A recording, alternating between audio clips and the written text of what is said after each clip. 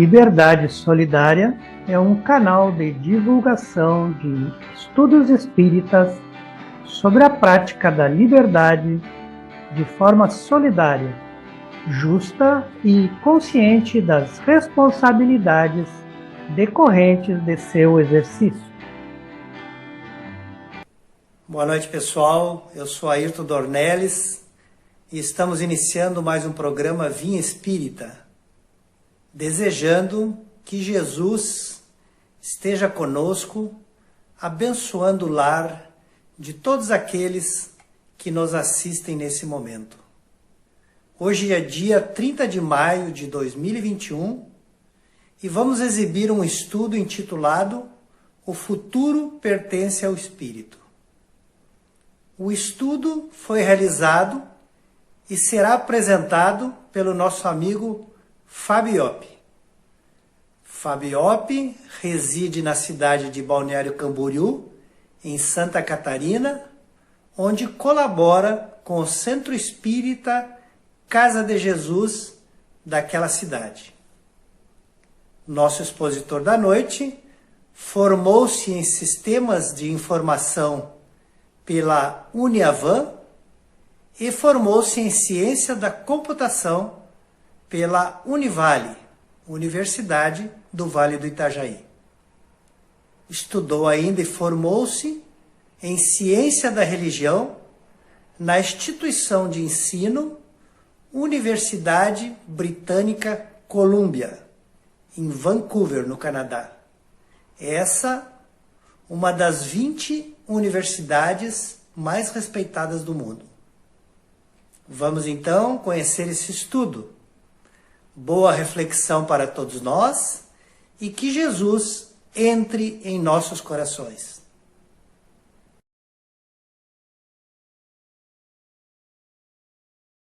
Caros amigos, bom final de tarde para todos. É sempre uma alegria podermos subir a esta tribuna e podermos compartilhar algumas singelas reflexões sobre o Evangelho de nosso Senhor Jesus Cristo, agora, à luz do Paracleto, do Consolador Prometido, do Espiritismo.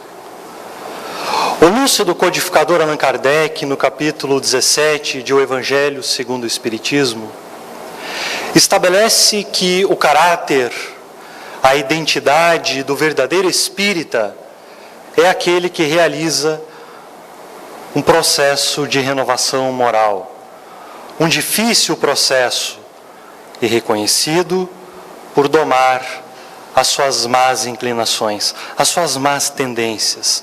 Portanto, a partir do momento que o Espiritismo sai daquele degrau de um indicativo filosófico da minha crença pessoal na imortalidade, onde a minha concepção pessoal acredita realmente que a vida transcende os limites do túmulo, de que em verdade a vida ela está muito além do berço, do túmulo, de quando passamos a acreditar de que o mundo espiritual povoado pelas almas dos homens que aqui estiveram possam, a seu turno e a qualquer momento, é claro, se relacionar conosco, gerando consequências.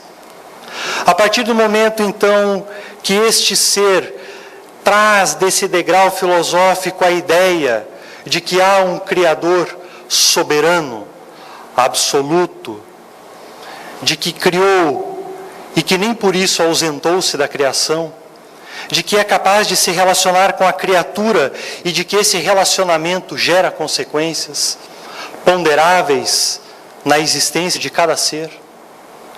A partir do momento que eu trago este material, deste degrau filosófico, e interiorizo no meu peito, o Espiritismo ganha um novo colorido. É aí então que o lúcido codificador aponta como o caráter do verdadeiro espírita, aquele que retira do indicativo da crença para vivenciar aquilo que o Espiritismo traz quanto material didático, é claro, mas que, convenhamos, capaz de resgatar a nossa alma do lodo, do encharco moral do qual nos encontramos.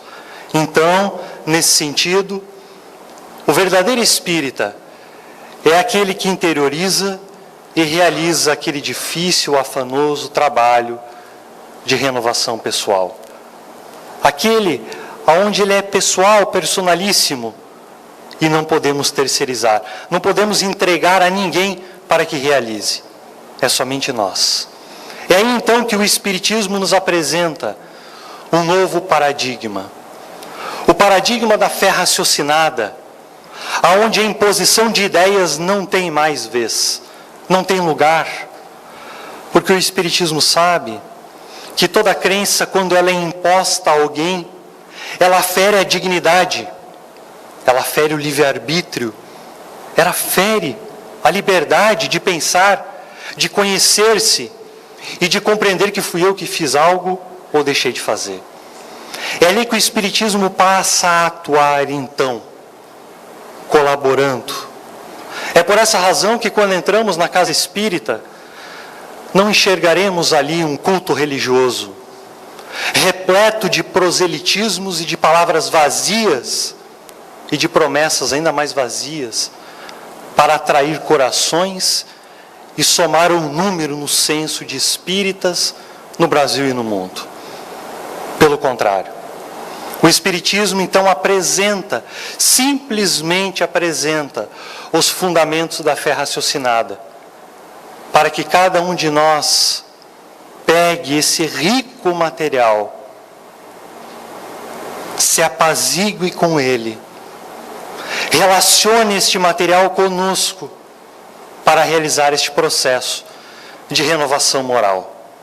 Não é por outra razão que o Espiritismo aparece exatamente no período da humanidade, quando o iluminismo ancestral cedia lugar lentamente ao positivismo de Augusto Comte. Um sistema filosófico onde tudo era provado em quatro paredes, onde o materialismo começava a impregnar-se no coração do homem como nunca antes visto. A ideia de um Jean-Jacques Rousseau de que os jovens, o homem deveria aprender a pensar por si mesmo, se perdeu em meio às fases do próprio iluminismo. Ali então, em abril de 1857, ergue-se o espírito que tem um diadema espiritual sobre a cabeça, que tem a autoridade moral da fé e da religião no planeta Terra para tratar desse assunto. O codificador Allan Kardec, então ali em abril de 1857, apresenta um novo paradigma para a humanidade, o da fé raciocinada.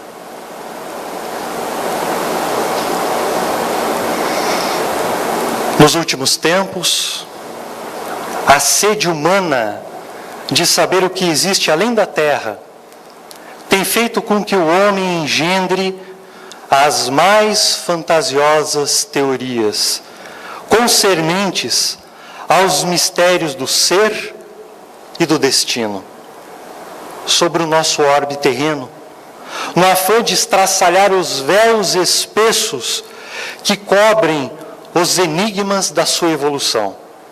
Muitos foram os que descambaram para terrenos perigosos, onde encontram apenas os espinhos do ateísmo dissolvente. Esses espíritos, que torturados com os problemas da vida, aí se entregam à criação de engenhosos sistemas, afiguram-se-nos desesperados à porta da sabedoria, orgulhosos na sua impotência e na sua incapacidade. Muitos deles, anos e anos, persistem no mesmo trabalho e no mesmo esforço, alegando não terem encontrado o espírito, a alma, em suas indagações científicas, abandonando a vida material com um passado que os encobre pela atividade bem intencionada, é claro, por eles despendida, mas desolados em reconhecendo infrutuosos os seus esforços, que outra coisa não conseguiram senão lançar a descrença e a confusão nas almas dos homens. Reconhecem então a insuficiência sensorial, que lhes obstava a compreensão do verdadeiro panorama da vida no seu desdobramento universal. Sentem a exiguidade dos sentidos do homem carnal e a relatividade das suas funções, ao penetrarem no domínio das vibrações que se lhes conservam inacessíveis, chegando à conclusão de que as filosofias não podem ser substituídas pelas ciências positivas, e que sobre o mundo físico e objetivo paira uma região transcendente, onde a investigação não se pode fazer sentir a falta de elementos de ordem material. Grande será o dia em que todos os homens reconhecerem sobre a matéria a soberana influência do Espírito. Toda a imensa bagagem do progresso das civilizações não se fez sem o princípio espiritual. Dele, as menores coisas dependeram, como ainda dependem, do seu reconhecimento por parte de quantos habitam o orbe. Advirão os resplendores da época de luz e de esclarecimento. Esse tempo há de assinalar a época da crença pura e reconfortadora das almas, como manancial de esperanças. Só este surto de espiritualidade pode vivificar as construções religiosas combalidas atualmente pelos abusos da grande maioria dos seus expositores, que, traindo os seus compromissos, se desviaram do píncaro luminoso do exemplo para o chavascal de mesquinhas materialidades. É assim que o benfeitor Emmanuel estrutura a sua ideia na obra que leva o seu nome. Ali ele intitula este pensamento de Os Poderes do Espírito. Curiosamente, ele chama a atenção de que nós temos uma bússola orientadora há muito tempo, mas que não nos damos conta, mesmo que venhamos a dizer que não a temos. A bússola do materialismo. A matéria, o bezerro de ouro, ainda é o nosso norte das escolhas e das tomadas de decisão da nossa vida, da nossa existência. É assim que nós somos considerados seres livres. Conquistamos a liberdade diante da evolução antropo-sócio-psicológica. É assim que nos diferenciamos de toda a natureza. É assim que nós nos consideramos os seres racionais e inteligentes da natureza. É assim também que nós olhamos para a natureza, para os reinos, e encontramos ali a aranha tecendo a sua teia sempre do mesmo modo. Sempre da mesma maneira, ela não muda, ela não altera. Mas também percebemos ali a girafa, com o seu pescoço grande.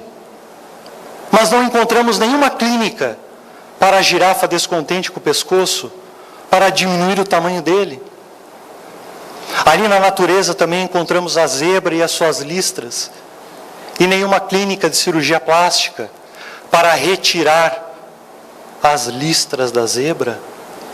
Mas com o homem diferente, o ser que se intitula pensante, aquele que coloca lá no livro bíblico, no livro Gênesis, que seremos a imagem e semelhança de Deus, no primeiro momento, ao olharmos no espelho, sempre reconhecemos o ser exterior. E ao reconhecer o ser exterior, queremos alterar a forma. Ali nós buscamos a mudança do fenótipo esquecendo do genótipo. Significa dizer, sempre construímos fora aquilo que deveríamos construir dentro. É assim que nós aumentamos partes do corpo, diminuímos outras. É assim que nós pintamos, perfuramos o corpo. Enfim, é assim que nós temos a liberdade de fazer o que bem entendermos com o nosso próprio corpo. O fato é que nós somos livres, apesar disso, para colher tudo aquilo que plantamos. Independente do tipo de plantação, nós seremos livres para colher. O problema é que a colheita é obrigatória. A maneira com a qual iremos colher cabe à nossa liberdade, ao nosso livre-arbítrio. Bem, teremos de colher.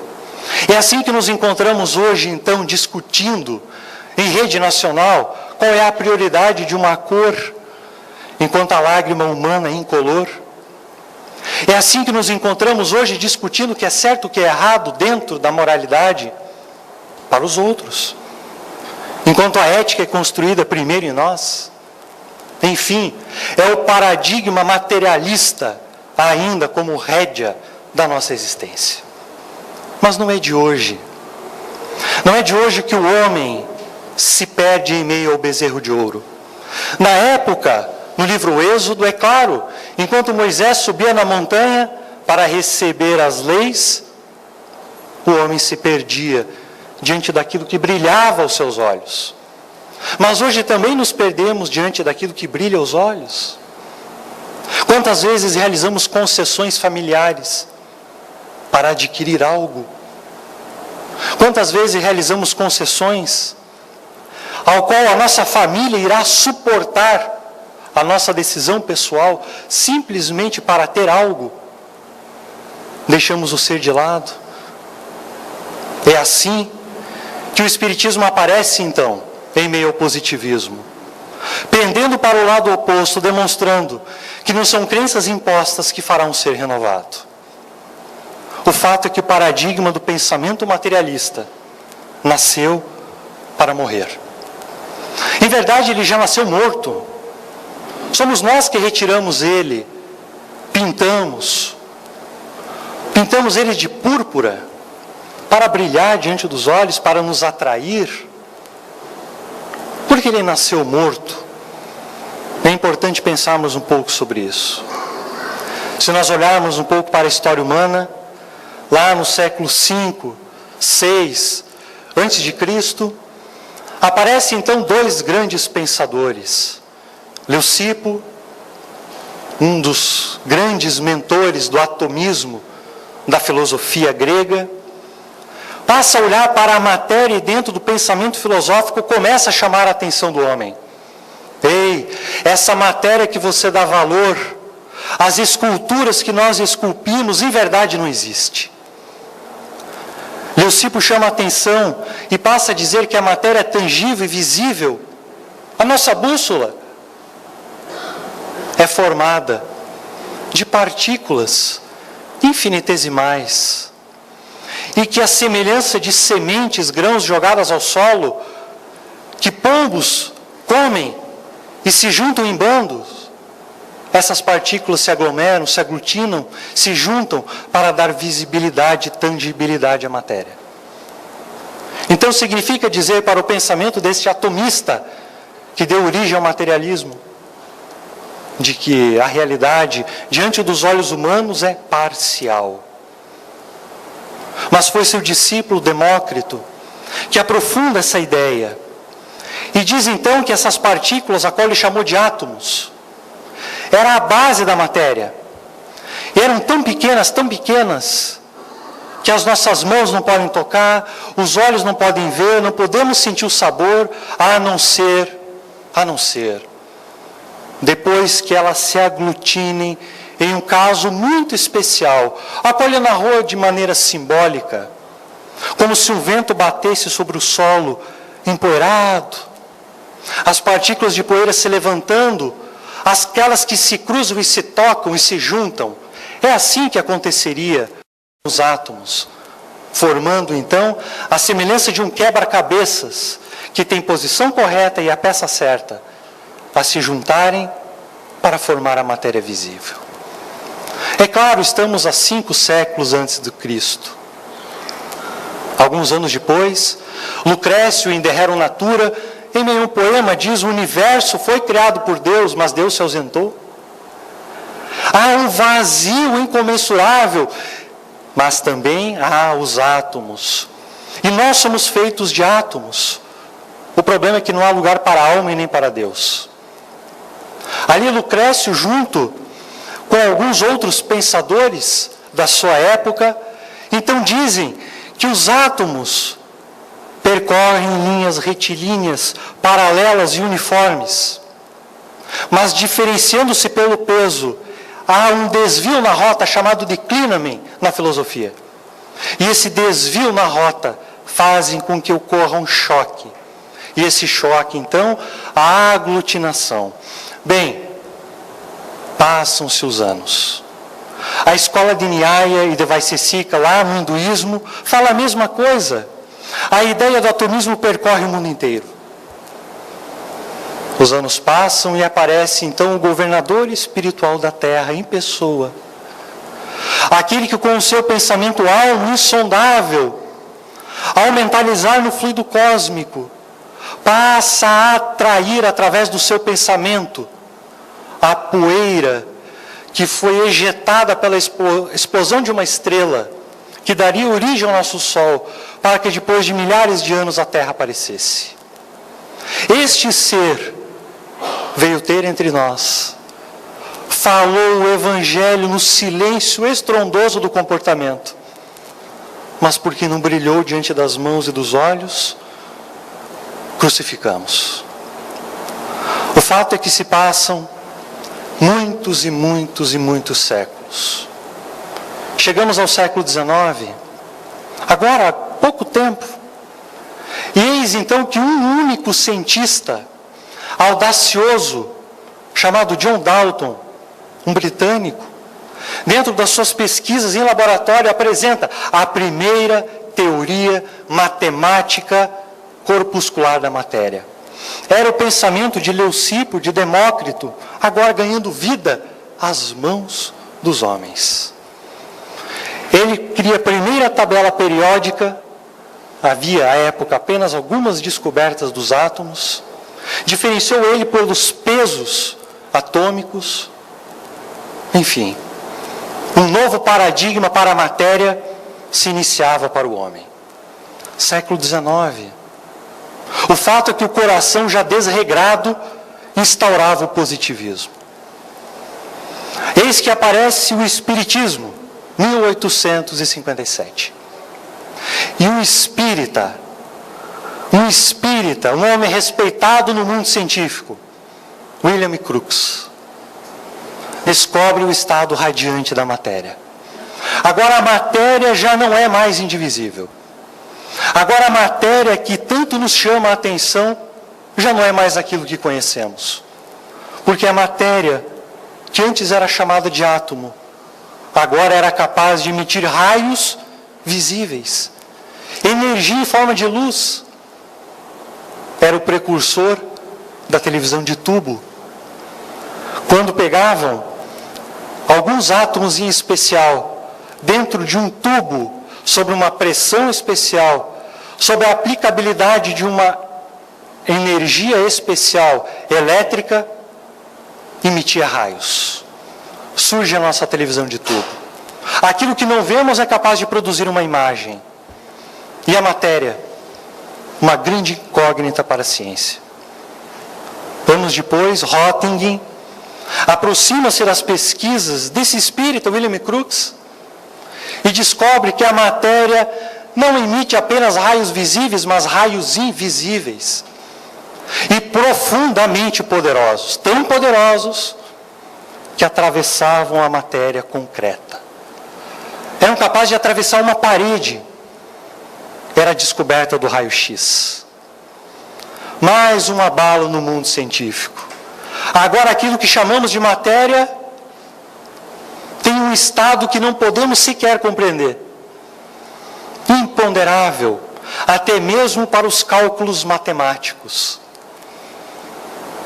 O estado radioativo da matéria essa emissão de radiação começa a chamar a atenção dos pesquisadores. Henry Becquerel, Madame Curie, Ernest Rutherford olham para o estado radioativo do rádio, do urânio, decaimento de partículas, o núcleo atômico perdendo massa durante milhares de anos e se transformando em outro átomo. Que história é essa na natureza? Que o urânio pode se transformar em chumbo. Aparece Enrico Fermi, o italiano. O italiano é sempre assim, meio brabo mesmo. E ali ele pesquisa o estado radioativo do decaimento beta e se transforma no pai de uma das 4 forças do universo. A força fraca. Falando das explosões dos neutrinos do interior do átomo, nos bósons W e Z. Ali, antes do século XX, a matéria já não tem mais nada a ver com a matéria que nós pregamos hoje. Estamos atrasados. Estamos perdidos no tempo e no espaço, dentro do peito.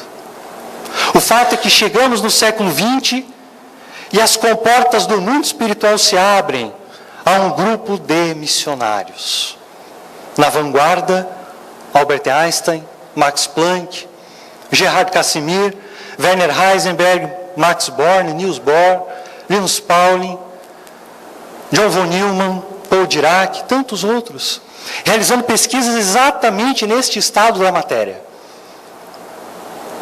Max Planck apresenta a teoria do quanta, demonstrando que a energia eletromagnética é formada de pacotes de energia. O que é um fato curioso. A luz que nos faz ver, a luz que nos permite enxergar objetos que nos chamam a atenção e que nos faz apaixonar, é formado por algo que a nossa matemática relativista não pode conceber, porque fóton não tem massa. Não tem. Como algo que não tem massa, que não ocupa lugar, pode ter uma ação direta na nossa existência? Albert Einstein descobre o estado fotoelétrico da matéria. Os fótons incidindo sobre placas metálicas e retirando elétrons. Aquilo que não tem massa, retira aquilo que tem massa. Werner Heisenberg descobre então algo interessantíssimo. Ele olha para o átomo e percebe que o elétron, ora é partícula, ora é onda. 2 estados ao mesmo tempo. Mais do que isso, ele começa a analisar e aprofundar a sua visão intraatômica e descobre então de que não podemos olhar para o interior do átomo ainda. A sua teoria da incerteza. Por quê? Todas as vezes que iluminamos o átomo, nós sensibilizamos o movimento dos elétrons. Ele se altera. Eis então a mecânica quântica aparecendo. Ele é o pai da mecânica quântica junto com Max Born. E hoje nós vemos pessoas dizendo sobre o estado quântico da matéria, como que nós podemos fazer prece quântica, etc, etc, e a ciência demonstrando que sempre que pensamos e analisamos o estado quântico, já alteramos ele. Ou seja, passamos a olhar para a matéria de probabilidades, e não mais algo tangível às mãos. Ele sobe no palanque em 1932, ao receber o prêmio Nobel. Heisenberg diz o seguinte: no primeiro gole do copo da água das ciências naturais, torna o homem ateu. É claro. Sempre buscamos as respostas e somos bons para dar respostas. Mas diz ele no final do seu discurso, é no final do mesmo copo que Deus aguarda. Max Planck, quando recebeu o prêmio Nobel, falou algo muito parecido. Ele disse assim: para os religiosos, Deus está no princípio de todas as coisas. Para nós, os homens deveras de ciência, no final de toda a reflexão. É claro. Demonstrando que há uma lei perfeita e imutável na base de tudo. Os anos passam. Chegamos no ano de 1954. Um grande geômetra chamado Buckminster Fuller, um americano, apresenta uma complicadíssima equação de equilíbrio vetorial, hoje usado na arquitetura. No ano de 1997, na Universidade de Cambridge, descobriram que as equações desse homem respondiam todas sobre como se forma a forma geométrica do vírus, demonstrando para os nossos olhos que há uma lei por trás, que impulsiona e que mantém tudo em equilíbrio. Mas guardem essa data, porque ela é especial. 1954. 1954 recebe o Prêmio Nobel de Química, Linus Pauling. Ele apresenta matematicamente comprovado o pensamento de Leucipo, Demócrito e Lucrécio. Os átomos se aproximam, se aglutinam, formam a matéria visível por um processo de afinidade eletrônica. Uma carga elétrica no átomo faz com que ele tenha mais ou menos afinidade que o outro. Uma carga elétrica formada por algo que não tem matéria. Recebe o Prêmio Nobel, 1954. No ano de 1954, o espírito André Luiz escreve uma obra pela psicografia de Francisco Cândido Xavier, chamado Nos Domínios da Mediunidade. Uma obra, convenhamos, extraordinária. Mas o prefácio coube a Emmanuel. Coincidência ou não, no dia 3 de outubro de 1954, Emmanuel escreve o prefácio. 150 anos de Allan Kardec. Coincidência ou não, aniversário dele. E vejam o que Emmanuel diz. O veículo carnal, o nosso corpo, agora não é mais que um turbilhão eletrônico regido pela consciência. Cada corpo tangível é um feixe de energia concentrada. A matéria é transformada em energia e esta desaparece para dar lugar à matéria. Químicos, físicos, geômetras, matemáticos, erguidos à condição de investigadores da verdade, são hoje, sem o desejarem, sacerdotes do Espírito. Porque, como consequência dos seus porfiados estudos, o materialismo e o ateísmo serão compelidos a desaparecer, por falta de matéria. A base que lhes assegurava as especulações negativistas. O futuro pertence ao Espírito.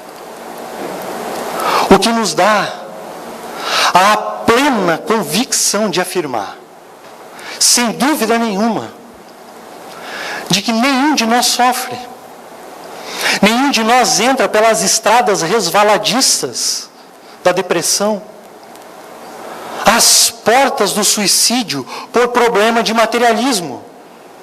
Materialismo é consequência de uma causa. A causa é o coração adoentado. A causa é o coração do homem com a bússola desregulada de um norte que de fato não existe. Aponta para qualquer lugar, a não ser para os interesses pessoais. É sempre a cogitação pessoal ganhando força. E assim o homem se perde. E assim então a rédea diretora da vida já não está mais nas suas mãos. Ele acha que está. Emmanuel escreve o capítulo 147 do Fonte Viva. Lá no final dele, após ele intitular o capítulo de Refugia-te em paz, ele diz assim: há sentimentos que perambulam dentro de ti por milênios, sempre os mesmos. Vai do teu coração ao cérebro e do cérebro ao teu coração, incapacitados à luz espiritual. E assim nós perdemos a rédea da vida, passamos a andar na vida como mortos.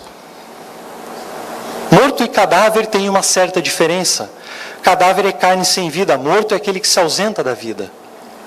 É aquele que acha que está vivendo, mas na verdade não está. Ele está sobrevivendo diante de si mesmo. Não sabe quem é, não sabe o que deseja, não sabe o que gosta, o que desgosta. É bom para dizer o que é bom para os outros, mas o que é para ele não sabe. Não sabe. É só fazer uma pergunta bem simples. Por qual razão você veio na casa espírita hoje? O que te trouxe aqui hoje? A cura do corpo físico? É nobre. Mas você vai desencarnar. A morte é algo eficiente e eficaz. Vocês já perceberam? Ninguém morre pela metade. Hoje é só o braço. Mas também ninguém nasce pela metade. Hoje é só as pernas. Demonstrando para nós que essa mesma lei perfeita age na nossa existência. O que te fez vir na casa espírita hoje? Será que estamos presos ainda aos dogmas da Idade Média? De um materialismo pueril e dialético? Da imposição de ideias, agora sobre nós? Não, eu sou espírita, eu vou lá assistir palestra. E aí? O que eu faço com o material que está nas minhas mãos para reflexão? Especialmente para aqueles nós, trabalhadores. Mas tudo isso eu já sei. Bom, se tu já sabe, está construindo algo. Será que nós paramos e olhamos para nós mesmos e nos perguntamos o que eu estou fazendo na casa espírita hoje? Mas eu vou aprofundar a reflexão. Olha para a tua vida. Olha bem para as circunstâncias que te trouxeram até aqui hoje. Se você pensa que você foi bom na encarnação passada, imagina como você é hoje. Você não foi melhor do que isso. Olha para a tua vida. Olha o que te trouxe aqui. Se pergunte: se por um acaso eu fosse retirado agora do mundo, que falta eu faria? Que falta eu faria? Jesus chamou a atenção para isso, Lucas 12, 20. Capítulo 12, versículo 20. Hoje perdirão a tua alma, e o que tens feito para quem será? Toda a construção social, familiar, profissional partiu antes de uma construção pessoal e intransferível. Imagine que você se ausentasse da vida. Não vamos nem supor desencarnar. Só que você pudesse agora ser telespectador da própria existência. Que falta você faria? Que falta? Porque é muito fácil você olhar para a pessoa que você ama e pensar assim: se ela desencarnar, estou perdido. Vai acabar o meu chão. Vai acabar a diretriz segura que eu tenho na minha existência. E você? E você, se você saísse daqui hoje, que falta você faria para os corações que estão à tua volta?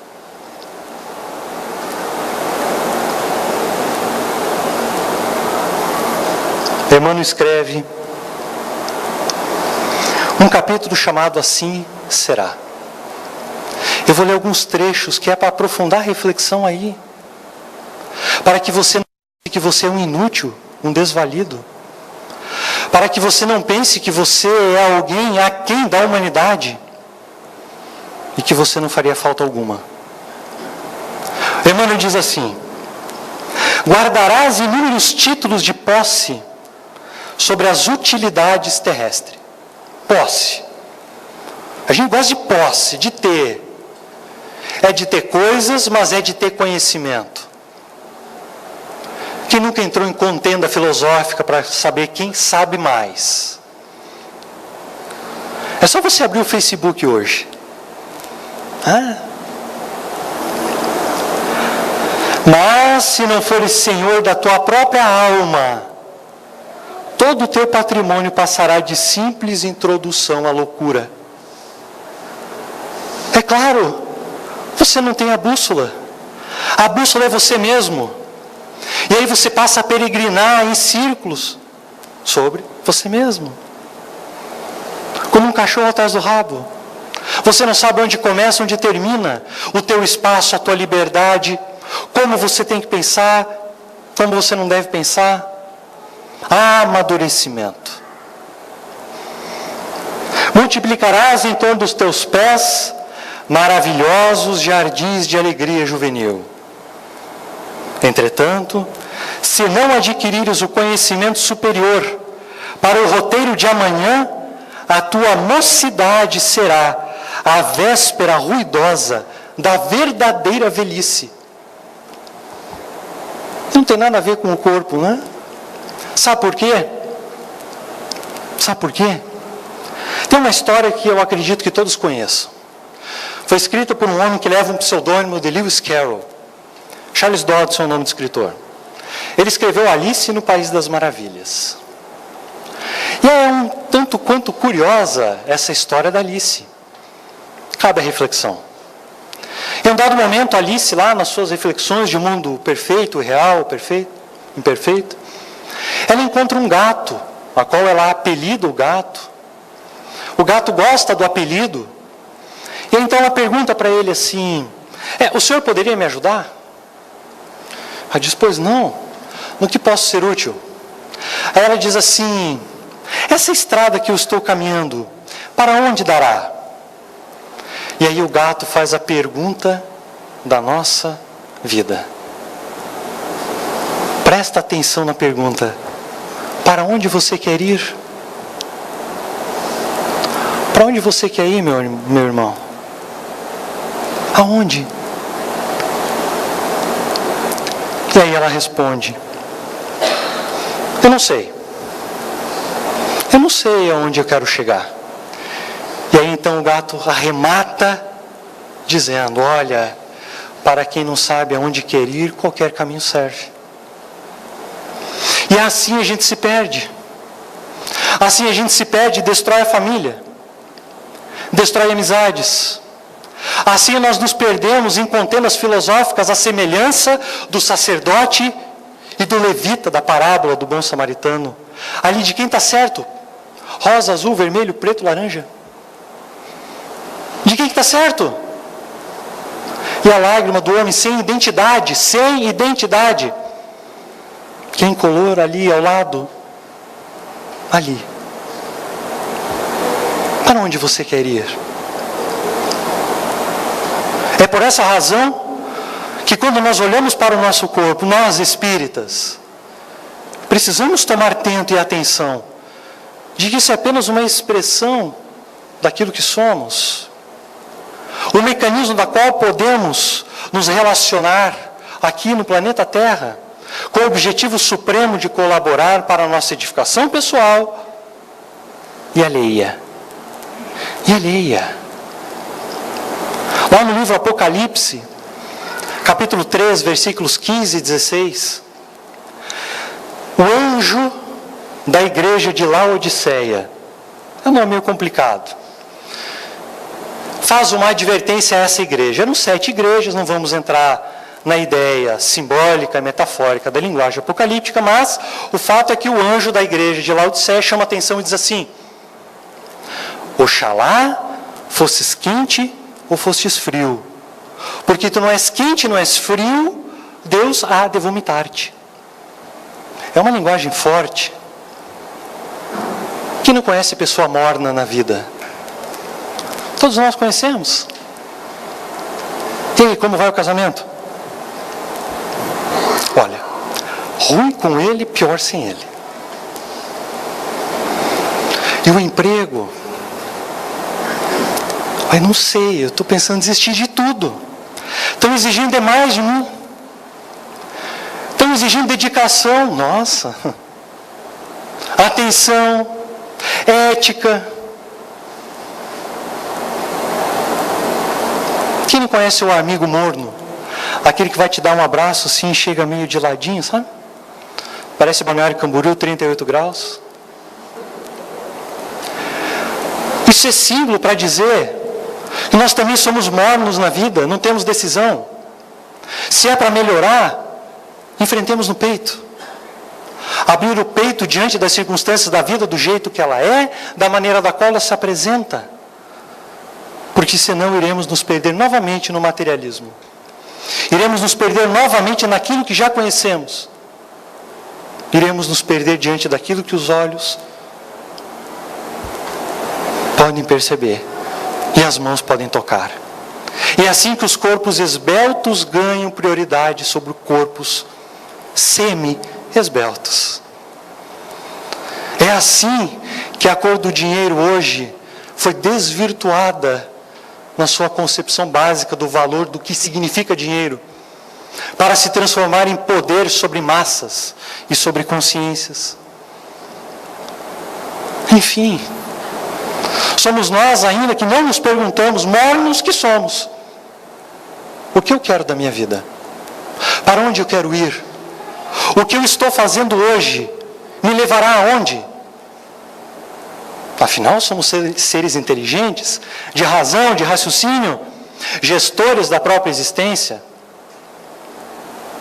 Que falta você faria se você saísse hoje daí de onde você está? Se você se ausentasse, que falta faria? Toda, é claro. Toda a falta do mundo. Sabe por quê?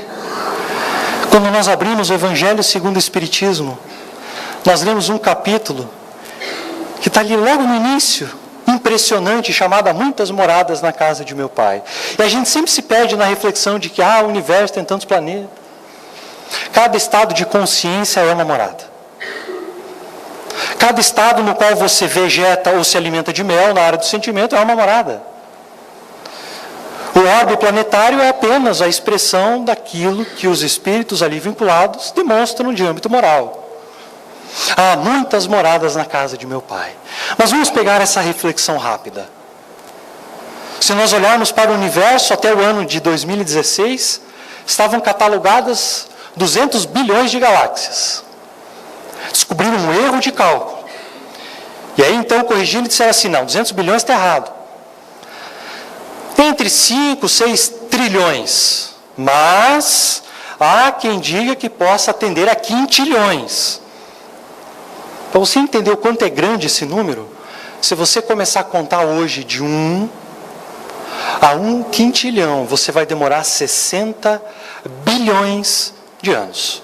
Bem, você vai precisar aí de 4 vezes a idade do universo para terminar de contar. Então você imagina isso repleto de corações, de espíritos. Há muitas moradas na casa de meu pai. Agora você olha para um planeta pequeno, chamado Terra. Ali há 3 milhões de espécies, em todos os reinos. O ser humano é uma espécie. Dessa uma espécie há entre 7,5 e 8 bilhões. Você é um. O que te leva a pensar que você é o centro moral e intelectual de tudo? De que aquilo que você pensa sobre a política, sobre a sociologia, sobre a economia, vai corrigir o problema da humanidade. Vai estar de acordo com a lei divina, perfeita e imutável. O Espiritismo nos ensina que há muitas moradas na casa do meu pai, é um convite à humildade. Mas, por outro lado, ele nos ensina algo avassalador. De que se existe tudo isso, significa que Deus, o Criador, ama aquilo que é diferente. Cada um do seu jeitinho, do seu modo, da sua cor, do seu aroma. Imagine então um jardim com tudo isso de pessoas. 5 quintilhões. Cada uma tem um aroma, um perfume especial. Quem já foi num jardim sabe que nenhum perfume se mistura com o outro. Então significa dizer que Deus te ama sim. Do jeitinho torto que você é. Do jeitinho meio manco moral que você é.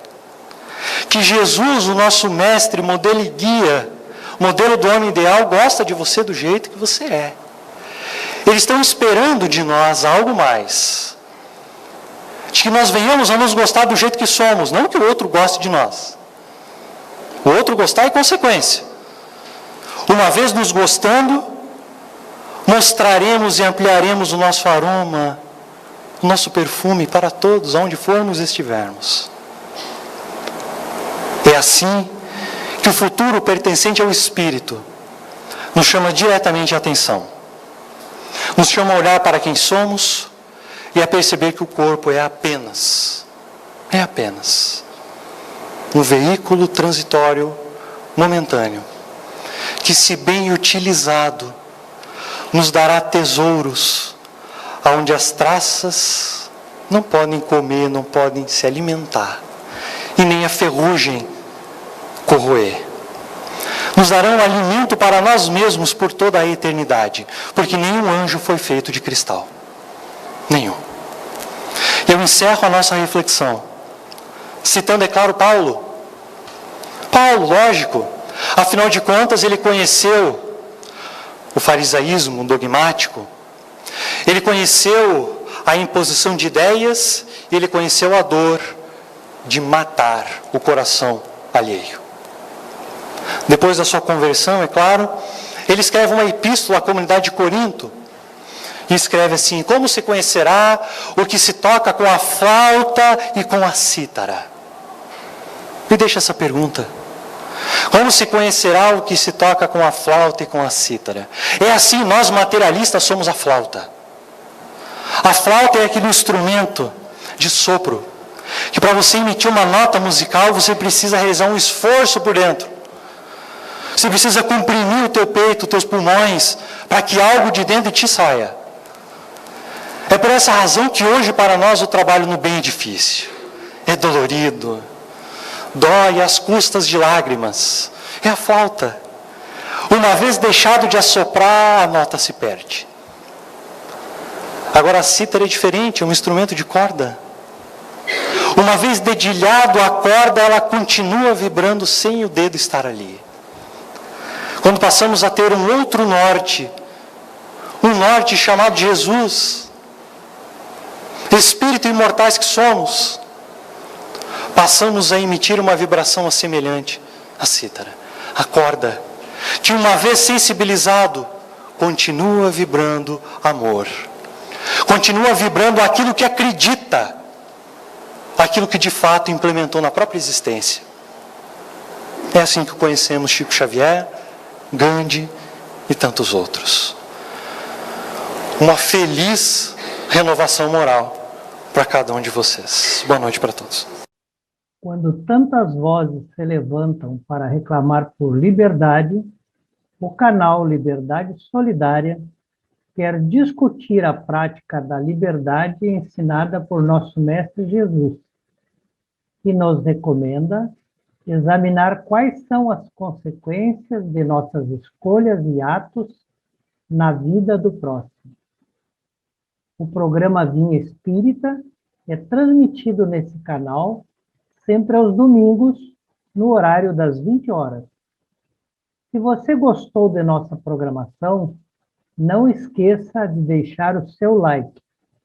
E se desejar, faça seus comentários sobre essa programação.